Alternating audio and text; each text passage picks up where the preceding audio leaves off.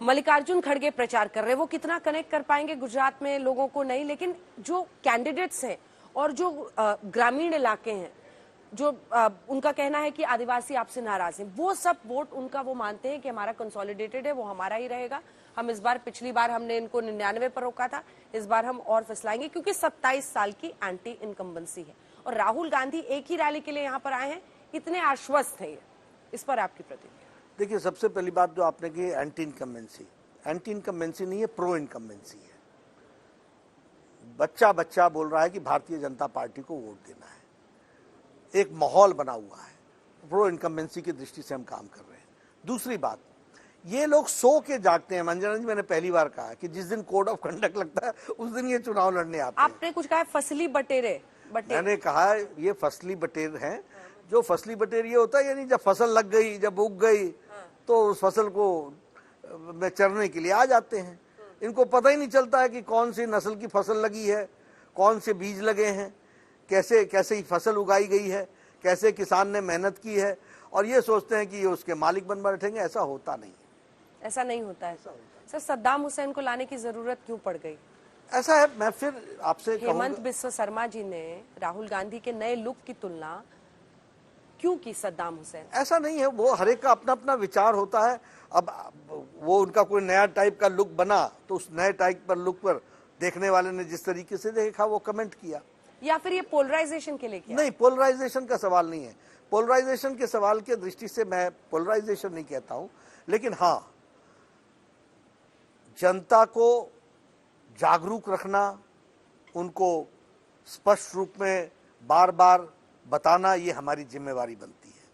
अगर राहुल गांधी अफजल हम शर्मिंदा हैं, तेरे कातिल जिंदा हैं, ऐसे लोगों के साथ अगर जेएनयू में खड़े होते हैं और देश से नहीं माफी मांगते हैं, तो मैं प्रश्न तो खड़ा करूंगा ही।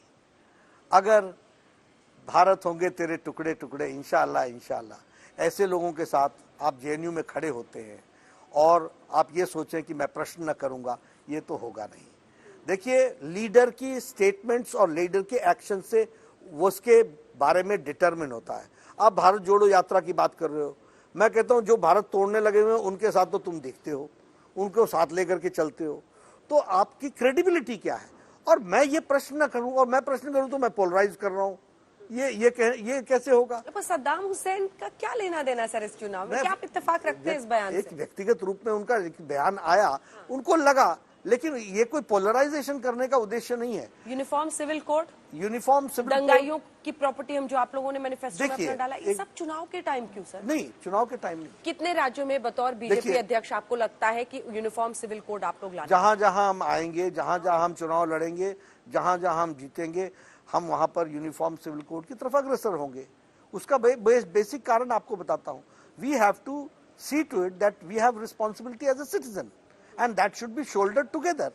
इसमें दिक्कत की बात क्या है? पर उत्तराखंड में सरकार आ गई, अभी तक तो करे ना, कमेटी बनी है, वो करेगी और अच्छे ढंग से करेगी। यहाँ भी कमेटी बनी है, जो रिकमेंडेशन आएगा अक्षरशः हम इम्प्लीमेंट करेंगे। और यूपी लेकिन में इसको पोलराइजेशन मत कहिए, ये स्टेट नेशनल इंटरेस्ट में है।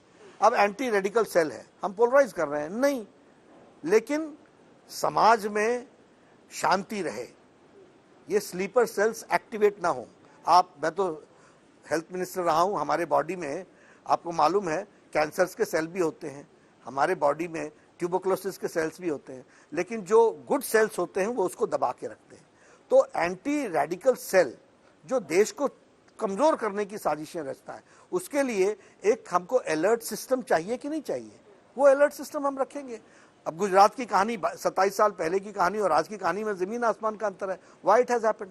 These ports where used for drug smuggling, these ports were used for arms smuggling, these ports are now being used for boosting the economy. लेकिन ड्रग्स की भी तो बड़ी बड़ी खेप पकड़ी जा रही है। हाँ, तो इसलिए क्योंकि सेल्स आर वेरी स्ट्रांग, इसलिए हम लोग रोक पा रहे हैं।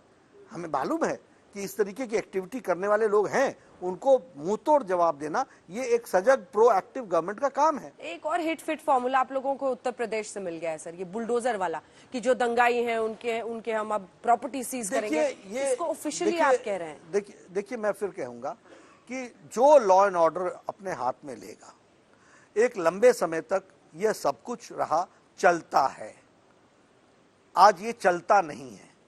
उसके लिए कहीं कानून का इस्तेमाल करना है, कानून को मजबूत बनाना है, कानून को ताकतवर बनाना है, सरकार को रिस्पॉन्सिव बनाना है, सरकार को रिस्पॉन्सिबल बनाना है। ये हमारी जिम्मेवारी है। इसमें कोई उसका एक रूप बुलडोजर में देखता है, कोई उसका रूप पुलिस एक्शन में देखता है, लेकिन हाँ, लॉ अबाइडिंग सिटीजन सबको रहना चाहिए, और जो लॉ अबाइडिंग सिटीजन नहीं है, law will take its own course. Gujarat का एक एडवर्टाइजमेंट है, कुछ दिन तो गुजारो गुजरात में। अध्यक्ष जी, आपने कितने दिन गुजार दिए गुजरात में? मैं चुनाव में तो काफी रहा हूं, लेकिन वो एडवर्टाइजमेंट तो टूरिज्म की दृष्टि से है।